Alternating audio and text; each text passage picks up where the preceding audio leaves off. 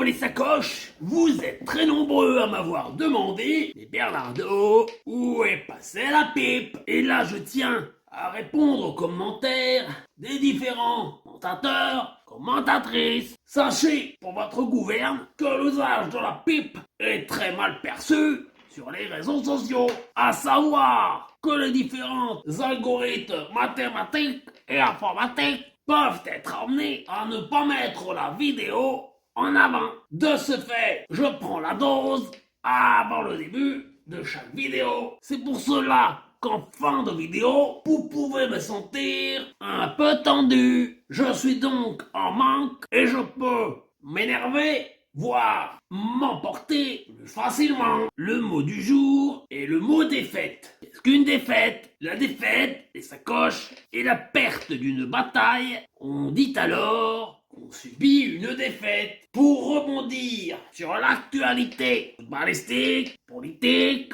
hier soir, nous avons assisté à la défaite du Bayern de Munich, qualifiant ainsi le PSG, le Paris Saint-Germain, à la finale de la Champions League pour la deuxième année consécutive. Ils visent alors une victoire. Lorsque l'on parle de défaite, on parle également de revers, le fameux revers de la médaille. Dans notre exemple footballistique du ballon rond, comme disait Maradona et Zizou, au match aller, le PSG l'a emporté, prenant un avantage pour la victoire. Le revers de la médaille aurait consisté à une défaite du PSG au match retour.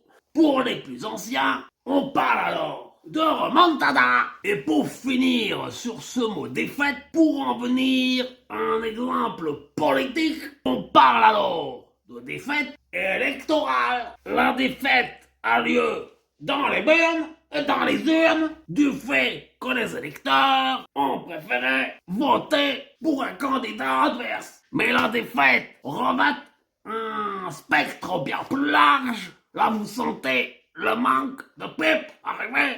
Mais l'exemple de la guerre irano-israélo-américaine montre l'échec à ce jour de la politique du président américain Donald Trump. Il ne cesse de profaner des menaces sur un ton plus que douteux, mais cela n'a l'air d'avoir guère d'incidence sur le conflit. Aujourd'hui, nous sommes dans une impasse, mais durant cette période, le baril de pétrole, ou comme diraient les experts, le baril de Brent, ne cesse d'augmenter. Et cela a des conséquences sur les prix de l'essence, du gazole, du samplin à la pompe. Il est alors plus difficile de partir en week-end avec maman, en voiture, avec un moteur à combustion ou à explosion. Je vois d'ici venir les conducteurs de véhicules électriques qui, eux, ont la banane en se disant que eux ne sont pas impactés par la hausse du baril de Brent de pétrole. Mais nous ne pouvons pas à l'heure actuelle tous rouler à l'électrique, car l'achat du véhicule, bien que parfois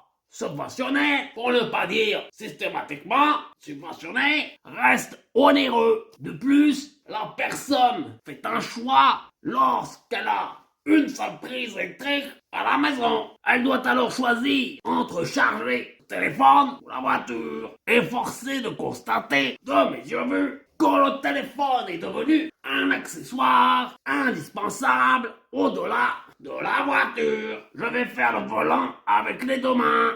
À une main, ça pourrait paraître prétentieux de ma part. Voilà le mot défaite. J'espère ne pas vous avoir perdu dans ce dédale, à savoir ce labyrinthe.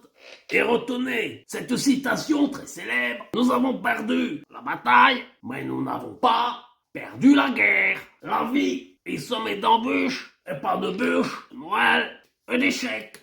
Mais ces échecs doivent nous aider à avancer, à rebondir et à apprendre. De ce fait, on peut dire que l'échec appelle à la victoire. Merci mes sacoches et n'hésitez pas à liker, à commenter et à vous abonner. Merci.